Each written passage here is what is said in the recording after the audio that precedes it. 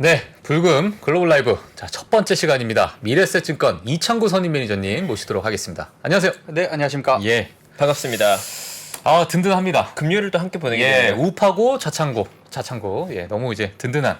또 오늘 이제 시장에 대해서 한번 같이 보도록 하겠습니다. 자, 오늘 글로벌 시장부터 한번 볼까요? 네, 시장 전반적으로 보합권 마감했습니다. 예. 중국 시장은 상해가 0.15 하락, 심천이 0.45 하락했습니다. 예. 홍콩 H가 0.5% 상승했고요. 네, 말씀 주신 대로 미국 시장도 좀 보합권이었는데 다우가 0.08 상승, S&P 500이 0.07 하락, 나스닥이 0.58 하락했습니다. 예. 일단은 전체적으로 좀 지수만 보면 어떻게 우리가 봐야 될까요?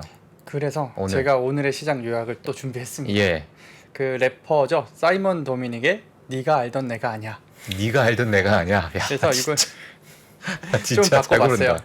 예. 우리가 알던 일본이 아니야. 어. 지금 불러드린 지수엔 일본 지수가 들어와 있진 않잖아요. 예. 물론 전일 일본이 휴장을 해서 그 전에 상승했던 거를 오늘 반영하긴 했어요. 예. 그래서 니케이가 2.6% 상승했는데 사실 요즘에 이렇게 분위기 돌아가는 걸 보면 우리가 그동안 생각했던 일본이랑 달라서 오늘은 일본 얘기도 조금은 해볼까 합니다. 아, 일본이요? 네, 그래서 일단은 지수 먼저 살펴보면 네. 니케이가 고점 대비 한 10% 내외 하락이 있었거든요. 네네. 나스닥이 20% 하락한 거에 비하면 절반 정도 하락인 것 같고요.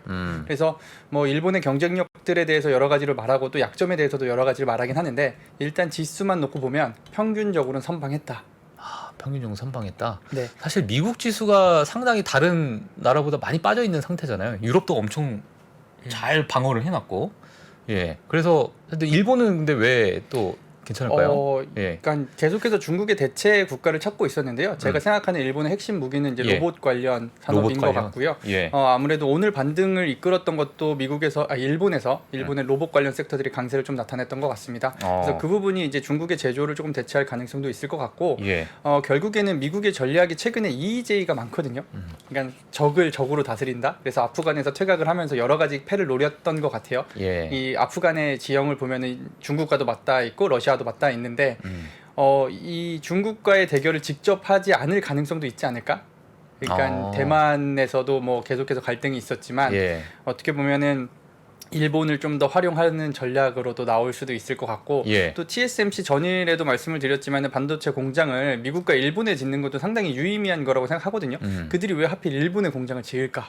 네, 그러네요. 이런 부분에 있어서도 좀 예. 그림을 계속해서 그리고 있고요. 예. 그러니까 제가 고민을 많이 했다라는 부분들이 그런데 좀 많이 녹아 있고 저희가 뭐 전일에 또 디즈니랑 넷플릭스 말씀을 드렸지만 일본에도 전통의 강자인 소니가 있잖아요. 예. 그러니까 영화에서도 강하고 이제 플레이스테이션이라는 그런 걸출한 또 게임 하드웨어도 있기 때문에 예. 여러 가지 일본이 매력적인 요소들이 많은 것 같아서 또 하나는 환율 측면에서 또 살펴보면 중국이 금리를 안 올렸는데 부동산 문제 얘기 계속 나오잖아요. 네. 사실 금리 압박이 없었는데도 부동산이 이렇게 좀 위험하다라는 언급들이 있다는 거 좀 불안하게 만들고 예. 그러지도 않았는데 홍콩 지수는 상당히 큰 낙폭을 보여줬다는 거죠. 근데 일본도 금리 안 올렸잖아요. 그렇죠. 금리 올릴 생각도 없다라고 예. 했는데 환이 이번 달 들어 상당히 강해지고 있거든요. 원화보다도 더 강한 흐름, 예. 유로보다도 강한 흐름. 예. 그래서 환은 저는 주식보다 좀 더 예민한 지표라고 생각은 하고 있어서 일본을 우리가 계속해서 옛날에 알던 일본으로 바라보면 안 될 것 같고 또 예. 오늘 일본 뉴스가 하나 있었어요. 그 손정희 회장이 도쿠가와 이에야스 사진을 걸었습니다. 봤습니다. 저는 예, 이렇게 있는 거. 예. 예. 아주 이쁘장하게. 예.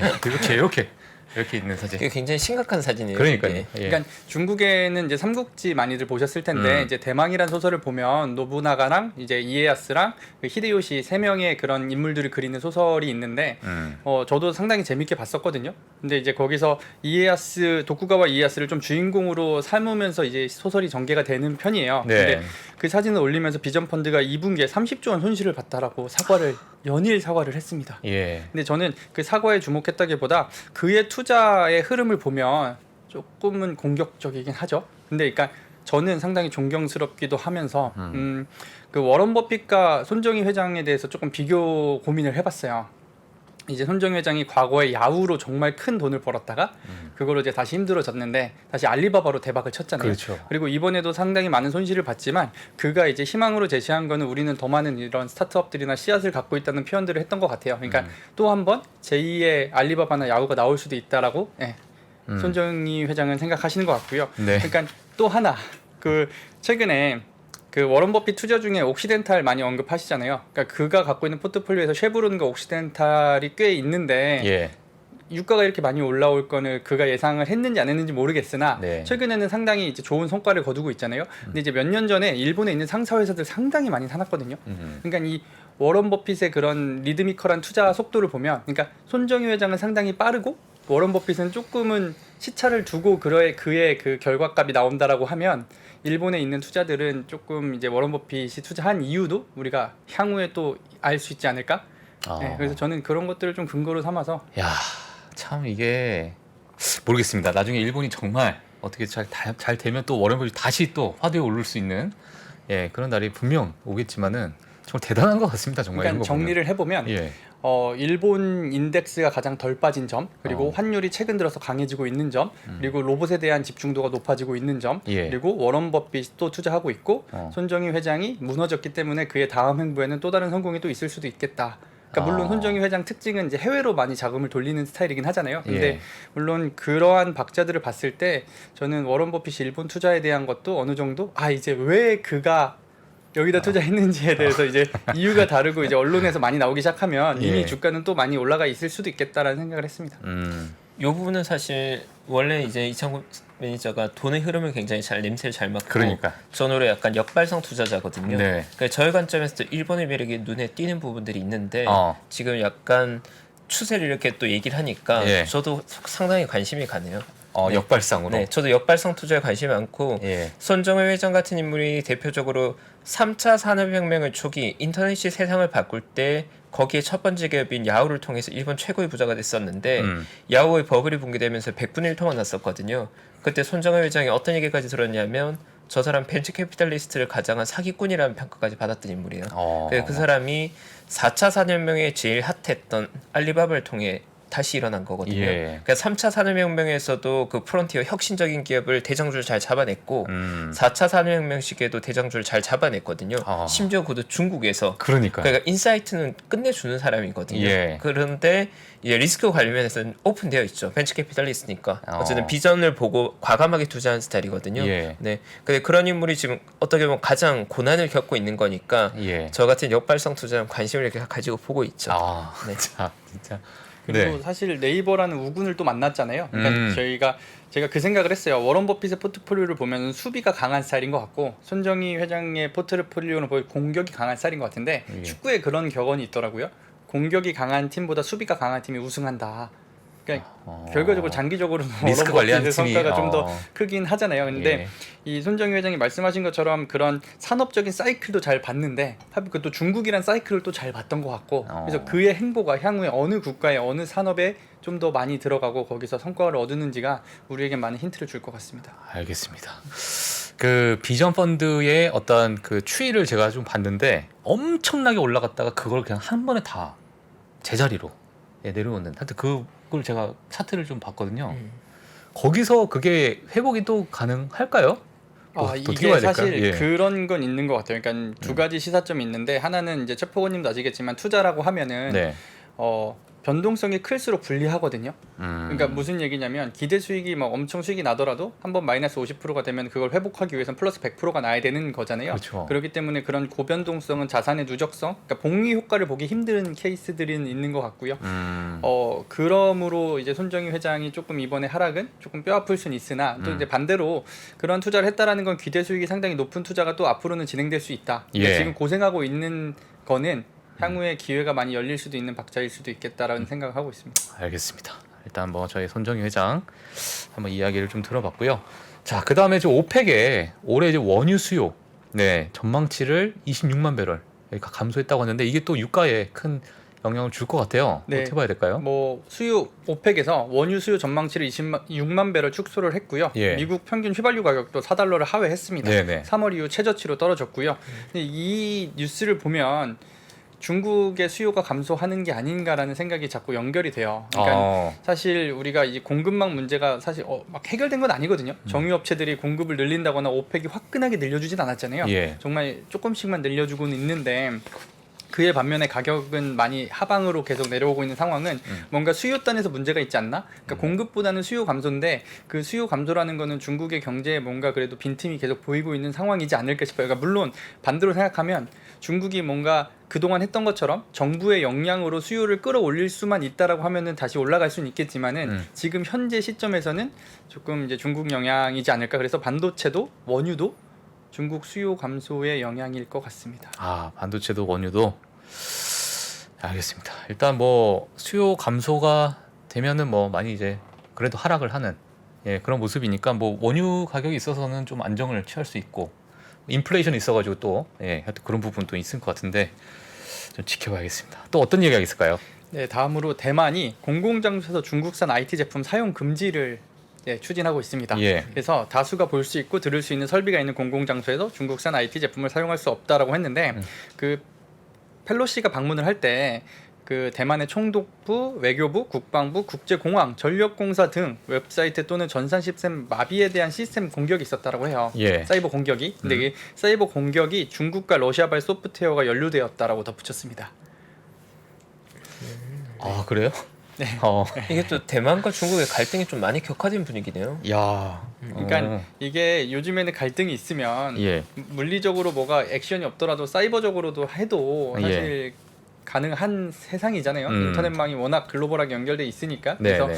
그런 측면에서 조금 공항이랑 전력공사 이런 데는 공격당하면은 또 시스템적으로 조금 당황할 수는 있잖아요. 그럼 그래서 지금 예를 들면 어떤 중국과 대만 또는 미국의 이러한 어떤 삼각 구도에서 이게 계속 장기전으로 갈 거라고 좀 생각을 하고 계시나요?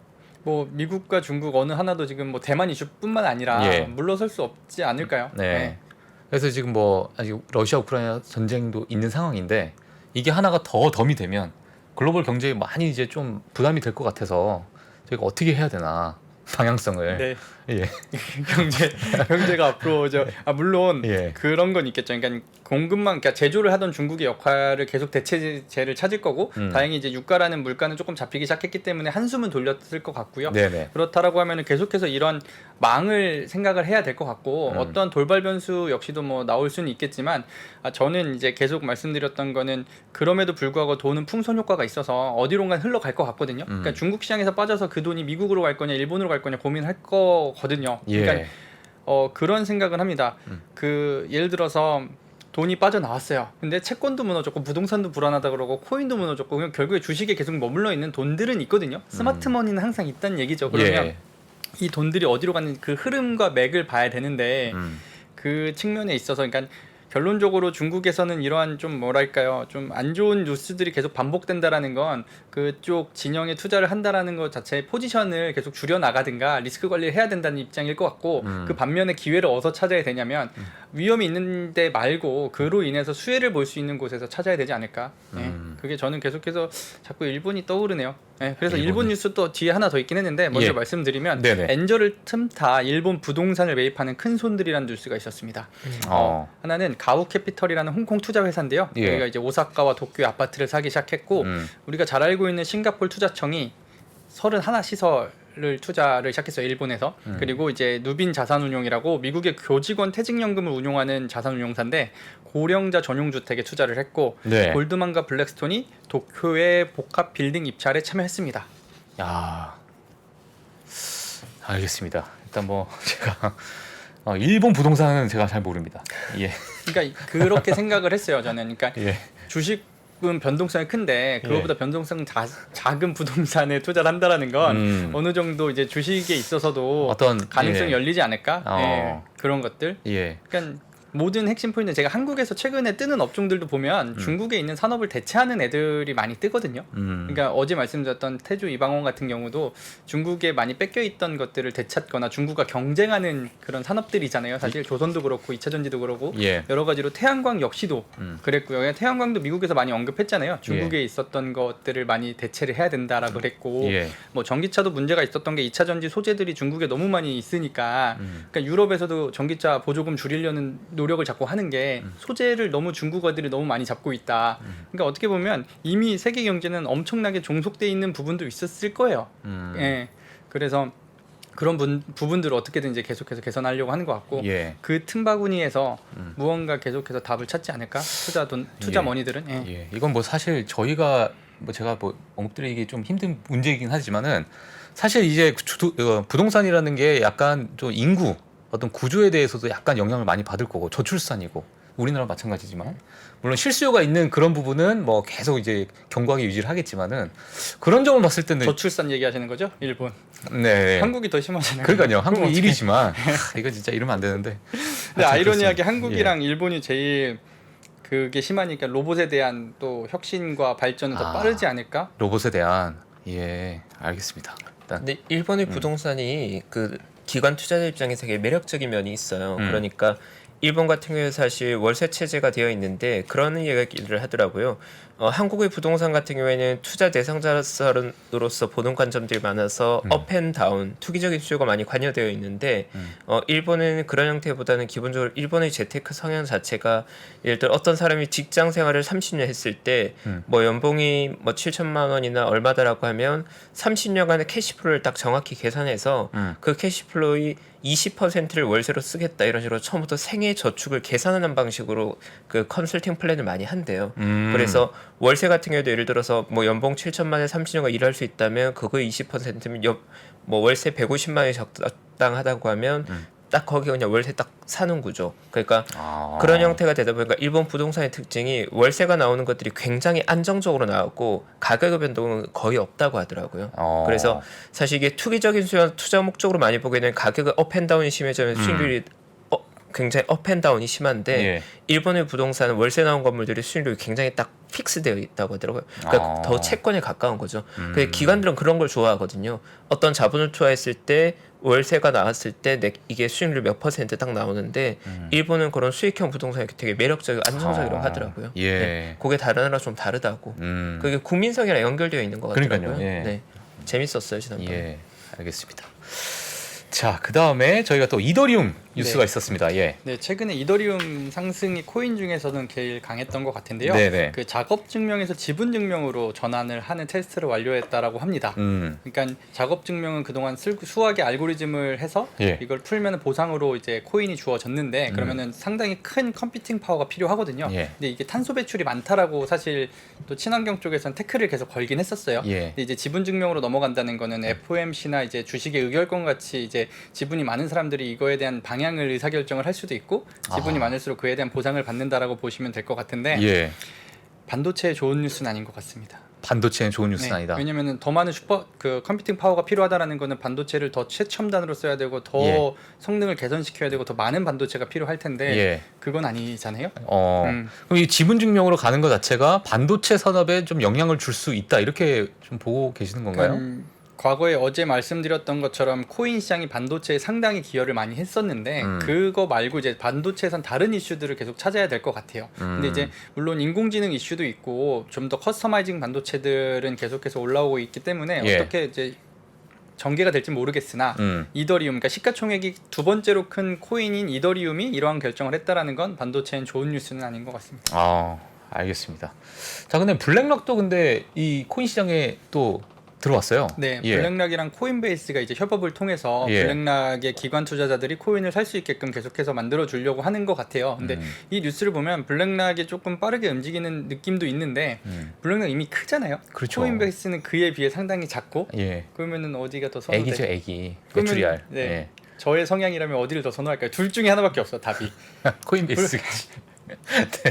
코인베이스. 좀 더 미래 자산인 예. 그런 게 나고, 그러니까 그런 것 같아요. 블랙락은 사실 장점이라고 하면 예. 코인을 살 수 있게 열어줬다가 이게 아니다 싶으면은 좀 이렇게 유야무야 이렇게 좀 뺄 수도 있잖아요. 그래도 그들의 포트폴리오는 워낙 완고하고 성이 구축돼 있으니까 예. ETF라는 강력한 성이. 그렇죠. 근데 이제 반대로 그 시장이 정말 이제 주식을 대체할 수 있는 시장까지 커진다라고 하면 상당히 또 하나의 기회가 될 수도 있지 않을까 싶긴 합니다. 그래서 사실 리스크와 기회는 항상 같이 오는 거기 때문에 예. 코인베이스도 이번 블랙록과 협상을 통해서 상당히 또 하나 메리트, 그러니까 또 하나 이런 코인을 뭐랄까 널리 퍼뜨릴 수 있는 창구를 하나 열었다라고 생각하고 있습니다. 알겠습니다.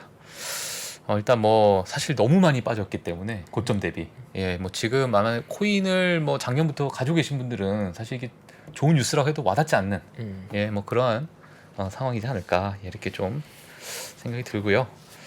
그다음에 어제 또 저희 또 실업 네. 청구 건수 그러게요. 실업 그 미국의 주간 실업 보험 청구 건수가 26만 2천 명으로 올해 최대치를 기록했습니다. 최대치. 예. 그리고 전 세계 청년 실업자가 7,300만 명으로 어. 고용 회복이 느리다라고 했거든요. 예. 그러니까 이게 7,300만이면 한국 전체 인구보다 실업자가 많은 거잖아요. 근데 이게 또 심지어 청년이야. 예. 그러면은 이제 젊은 분들이 일자리 구하기가 상당히 힘들어진 것 같다. 그러니까 이거 며칠 전에 나왔던 고용 지표랑 완전 또 다른 이야기가 또 나오는 것 같아서 저희가 이 부분을 좀 어떻게 해석을 해야 될까요? 선진국일수록 고령화가 계속되고 있고, 그러니까 어떻게 보면은 국가별로 그런 차이들은 있겠지만 일자리가 계속해서 많이 대체되고 있는 것 같긴 해요. 그러니까 뭐 인공지능이나 뭐 로봇 얘기를 우리가 많이 했지만 그걸로 인해 대체가 될 거고 분명히 또 새로운 일자리가 탄생하긴 할 거거든요. 그러니까 과거에도 그 산업 사이클, 그러니까 주식 사이클을 보면 참 아이러니하게도 그 고액 연봉자가 탄생하는 섹터들이 상당 좋았던 기업들이 있었거든요. 그러니까 분명히 지금 일자리를 계속 줄이는 회사가 있을 거고 그럼에도 불구하고 채용을 계속 늘리고 있는 회사들도 있을 텐데 그런 회사들은 투자하시는 게 상당히 좋은 확률이 될 가능성도 높을 것 같습니다. 알겠습니다. 일단 이렇게 저희가 또 한번 봐야 될 것 같고요. 오늘 이제 금요일 날 지금 시간이 또 많이 없는데 진짜 시간이 너무 없네요 항상. 저희 이제 이창구 선임 매니저님 보고 계시는 하반기 전망 어떻게 보고 계십니까? 네, 어제도 잠깐 말씀드려서 그거를 조금 설명 좀 덧붙여 드리려고 해요. 그러니까 어제 하반기 볼 때 이제 어떻게 보냐 뭐 이런 얘기도 하셨고 사실 가격과 거래량 뭐 시장을 많이 본다 하루를 보고 뭐 일주일 본다 이런 얘기를 드렸는데 이거를 조금 더 해석을 해드리면 하루에 제시하는 가격을 점이라고 생각을 하고요. 그걸 계속 이어나가다 보면 선이 되잖아요. 그래서 그렇죠. 우리가 흔히 말하는 차트라는 게 되는 거고 여기서 이제 주식에서는 이제 시계열이 붙으니까 시간이 항상 붙잖아요. 그러면 저는 그게 이제 면이 된다라고 생각하거든요. 그러면은 주식에 있어서 한 종목을 봤을 때 점과 선과 면은 이제 구성이 돼 있는데 이걸 이제 다른 종목과 군집화를 하면 다차원이 되는 것 같고요. 그러니까 좀 더 이제 입체면이 되는 거죠. 그리고 아주 어려운 개념입니다 지금. 이 다음으로 넘어가면 세상에서 수많은 이슈들이 과연 이 종목에 어떠한 영향을 줄까 이렇게 분석하면서 저는 이제 투자를 하는 편인데 그래서 다시 돌아와서 하반기 전망이 어떨 것 같냐. 상당히 어렵게 투자하시네요. 이게 어렵나요? 네, 그러니까 하반기는 사실 지금 어제 말씀드린 것 종목 장세가 될 것 같아서 이러한 점들과 선과 면을 이어서 보면 그러니까 계속해서 군집화를 이어서 올라갈 수 있을 섹터들에 투자를 하시는 게 상당히 좋을 것 같고요. 이미 많이 하락을 했었기 때문에 어느 정도 인덱스가 하락하더라도 여기서 추가 하락이 나오면 뭐 추가 매수를 조금씩 분할로 고려해 보시는 것도 좋을 것 같고 이런 뻔한 대답을 드리기 싫어서 이렇게 어렵게 얘기하는 건데 저는 그러니까 그 실적 얘기도 하셨잖아요. 2분기 실적도 마감이 많이 되는데 뭐 물론 기업의 실적이 되게 중요해요. 실적도 보면 분기별로 보면 그 분기를 점들로 찍고 그 1년치 실적을 보면 이제 선이 되기도 하고 몇 년치를 보면 더 큰 선이 되기도 하잖아요. 그래서 기업이 얼마나 빠른 속도, 그러니까 성장을 했는데도 우리가 그동안 평균적으로 40% 성장했는데 30% 성장했다고 실망하면서 빠지는 기업들도 있거든요. 많죠. 30% 성장은 한국에서 찾기 힘든데. 56% 해도 이거 58%였는데 56%밖에 안 됐어. 그래서 빠집니다. 그러니까 그 정도로 심리가 냉정해져 있는 것 같고요. 그러니까 좀 환호할 때는 이 정도면 괜찮아, 막 이런 거 있잖아요. 그래서 그런 부분도 되게 좀 많이 차가워져 있는 상황인데 그럼에도 불구하고 계속해서 서프라이즈를 향후에 낼 수 있는 기업들을 좀 그림을 그리는 시간일 것 같아요. 하반기는. 그래서 저는 추세가 살아있는 종목들은 좋을 것 같고 그런 IR 자료도 중요한데 제가 꼭 말씀드리고 싶은 거는 맨파워가 중요하다. 그러니까 저는 아까 손정희 회장에 대해서도 우리가 뭐 야후나 알리바바나 그 이후의 투자들에 대해서도 많이 언급을 하지만 워런 버핏과 손정희 회장을 이렇게 나눠서 생각을 하잖아요. 그러니까 미국에 있는 CEO들도 많이 고민을 하거든요. 그러니까 빌 게이츠랑 주커버그랑 많이 닮아 있다고 생각을 해요. 왜냐면은 빌 게이츠도 예전에 스티브랑 뭐 이거 복사했다 베꼈다는 논쟁들이 많았고 주커버그도 윙클 형이랑 페이스북 베꼈다는 논쟁들이 많았어요. 저는 주커버그는 조금 이제 다른 영역으로 넘어온 게 회사 이름까지 바꾸고 자기도 이제 한번 뛰어들어 보겠다고 이제 새로운 도전을 하기 시작하는 것 같고 이제 스티븐 잡스랑 앨런 머스크는 계속해서 뭔가 엔지니어에 가까운 CEO들이었고 그러니까 제가 그리는 그림들은 이런 것들을 계속 배치를 하거든요. 이 매트릭스 안에서. 그러면 내가 과연 투자를 할 때는 어딘 것인가. 그리고 맨파워. 그러니까 회사를 분석하는 것도 중요한데 이들이 갖고 있는 생각들, 그러니까 예를 들어서 해당 내가 투자하고 있는 회사의 기사가 뜨면 그걸 점이라고 생각을 해요. 그럼 기사들을 계속 모아서 스크랩을 하시다 보면 선이 되잖아요. 그렇죠. 그러면 그들이 가고자 하는 방향이 보이면 내가 여기에 동행을 할 건지 말 건지를 이제 결정을 하시는 게 좋지 않을까. 예. 네, 그래서 그 중간에 저는 레리 페이지 같은 경우는 그 둘 중간에 있다고 생각하거든요. 예. 그러니까 빌 게이츠랑 일론 머스크 중간에 레리 페이지가 있다. 왜냐하면 초창기에 검색 엔진은 본인이 이제 웹 페이지라고 만들 정도로 예. 랭크 알고리즘이 상당히 좋아서 그걸로 성공을 했고 그 뒤로는 M&A를 계속 성공했잖아요. 예. 뭐 안드로이드나 유튜브 같은 거. 그러니까 분명히 이 모든 사실들은 정말 대부분의 투자자들은 알고 있어요. 근데 제가 저번에도 언급드렸던 건 뭐냐면 아직 다 모르는 거. 그러니까 예를 들어 이게 어떻게 보면 저희끼리 그런 표현도 써요. 아이돌 키우는 거나 뽑는 거랑 똑같은 느낌이다. 이미 많이 떠 있는 스타들에 대한 양력들이나 그들의 히트송들은 많이 아는데 예. 이제 막 신인들은 잘 모르잖아요. 예. 근데 이제 신인들이 1, 2년 차 때 뜨는 게 회사한테는 제일 좋다라고는 해요. 그러니까 그런 것처럼 우리도 이제 주식을 고르실 때 예. 하반기는 그러니까 주식시장이 다 같이 빠졌어요. 다 같이 빠졌으면 이때는 기회죠. 근데 기회인데 알고 있던 걸 고르는 것보다는 편하긴 하겠죠. 이 중에 그나마 살아있을 애들을 고르는 건 편하긴 할 텐데 네. 조금 이제 남들이 아직 잘 모를 것 같은 너무 또 본인만 아는 건 안 되고. 그러니까 그게 지금 이창구 선임 이제는 이제 그 고민이 많고 공부도 많이 했고 본인의 이제 투자 스타일이 딱 구축이 돼서 근데 이제 개인 투자자분들이 그걸 따라가기가 정말 힘들거든요, 사실. 그 프로세스라고 생각하는데 그러니까 예. 저는 투자에 특화된 프로세스를 계속해서 훈련을 하잖아요. 인풋이란 어떤 뉴스나 기업의 실적이나 기업의 정보가 들어오면 예. 아웃풋이 산출이 되잖아요. 투자를 할 건지 말 건지 추가 매수를 할 건지 말 건지. 그러니까 결론은 이 프로세스를 늘리는 방법. 그러니까 뭐냐면 하반기 전망 때 제가 이 산업 좋고 이 종목 좋다는 건 물고기를 드리는 거고 네. 제가 계속 역사를 보고 인문학을 보고 SF 영화를 보고 막 이런 거는 프로세스를 좀 확장시키는 방법이거든요. 그러니까 저는 3% 통해서 계속 낚시를 하는 방법을 말씀드리고 싶은데 네. 대부분 자꾸 물고기만 달라고 하시죠. 네. 그게 의미가 있나요, 사실? 제가. 그러니까 물고기를 드리는들 예. 그렇게 못 먹어요, 수익. 예, 아시잖아요. 예. 남마트에 들어갔고는 수익이 안 되고 그러니까 제가 같이 구독자분들과 그리고 저와 함께하는 고객들과 같이 해드리고 싶은 건 뭐냐면 예. 사실 이 대한민국의 상황이 우리가 아까 저출산도 얘기하고 로봇도 얘기했지만 저는 저희가 기여할 수 있는 부분이 분명히 있다고 생각하거든요. 일개 개인 투자자 분이시더라도 이 국가 경제를 위해서는 금융소득이 올라갈 수밖에 없는 현 상황에 놓여 있긴 한 것 같아요. 네. 그렇기 때문에 좀 더 모험적인 투자, 좀 더 이제 개척가 정신이 있는 프론티어 정신이 있는 투자를 하시다 보면 이 국가 경제에 도움되는 투자가 되시지 않을까 싶습니다. 알겠습니다.